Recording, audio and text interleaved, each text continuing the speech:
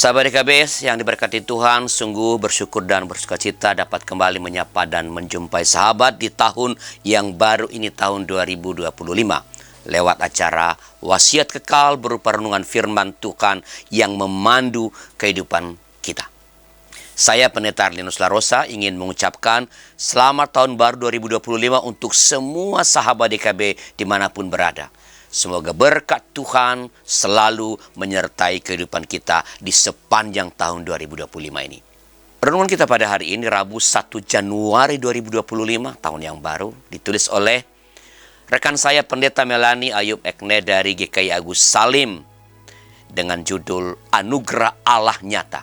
Didasarkan pada surat Efesus pasal yang ketiga, ayat yang pertama sampai ayat 13. Mari berdoa sebelum kita merenungkan yang nanti akan berpusat pada ayat ke-7 dari Efesus pasal 3 ini. Mari kita berdoa. Tuhan, kami bersyukur padamu, Engkau telah menolong kami boleh tiba di tahun yang baru.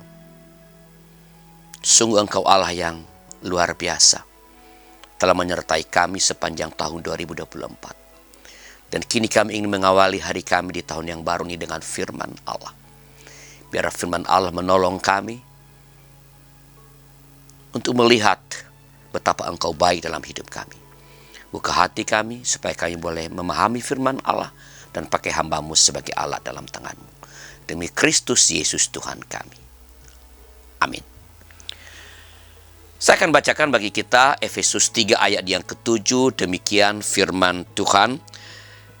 Dari Injil itu, aku telah menjadi pelayannya menurut pemberian anugerah Allah yang diberikan kepadaku sesuai dengan pengerjaan kuasanya. Sahabat, Teddy Hung, bos mafia Hong Kong, adalah seorang yang tidak takut akan Tuhan.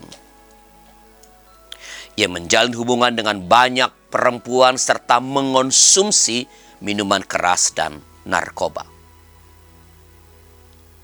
Ketika suatu hari ia ditangkap polisi karena kasus narkoba, seorang hamba Tuhan melawat dan memberikan Alkitab kepadanya. Jadi Hung menantang Tuhan dalam doanya, tetapi Tuhan menjamah hatinya. Sejak saat itu ia menjadi pengikut Kristus dan menginjili teman-temannya untuk meninggalkan dunia mafia. Sahabat, Paulus merasa dirinya adalah orang yang paling hina di antara segala orang kudus. Karena apa? Karena ia pernah menganiaya pengikut Kristus. Paulus tidak menyangka bahwa ia mendapat anugerah Allah yang mengangkatnya menjadi pelayan Tuhan untuk mewartakan Injil kepada orang-orang bukan Yahudi. Paulus menyambut dengan syukur anugerah Allah itu sekalipun ia mengalami kesengsaraan karena ia yakin bahwa kuasa Tuhan akan menjadi nyata di dalam dirinya. Karena Injil, orang-orang bukan Yahudi turut menjadi ahli waris dari janji-janji yang diberikan Allah dalam Kristus Yesus. Sahabat, panggilan Allah untuk orang-orang bukan Yahudi telah dilakukan sejak dulu melalui orang-orang yang Tuhan pilih. Kita juga, saudara dan saya, adalah orang-orang yang mendapat anugerah Allah untuk mendengar Injil Tuhan, sekalipun kita bukan orang Yahudi. Kita yang sudah menerima Injil dipanggil untuk ikut serta dalam rencana Allah, yaitu mewartakan kabar baik kepada orang-orang yang kita temui di dalam kehidupan kita hari demi hari. Bila kita merasa tidak layak atau tidak mampu, bersandarlah pada kuasa Tuhan yang akan berkarya di dalam hidup kita. Mari kita berdoa. Tuhan, kami sungguh bersyukur kemurahan-Mu yang membuat kami Engkau perkenankan boleh mendengarkan Injil Tuhan, Injil keselamatan itu. Yang oleh iman kepada Tuhan Yesus kami boleh menjadi pewaris-pewaris keselamatan itu. Berikan kami kemampuan merawat api Injil itu dalam hati kami.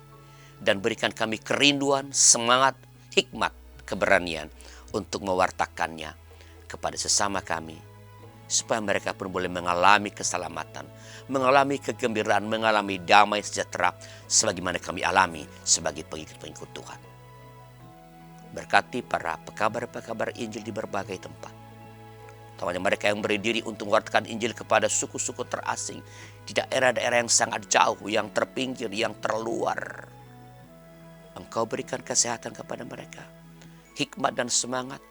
Engkau cukupkan kebutuhan mereka lewat orang-orang percaya yang mensupport pelayanan pekabaran Injil. Dan biarlah karya mereka memuliakan Allah.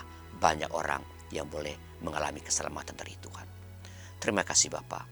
Dalam nama Tuhan kami, Yesus Kristus. Amin. Demikian sahabat renungan kita pada hari ini. Jangan lupa subscribe, like, dan bagikan kepada semua orang yang Anda kenal. Tuhan memberkati.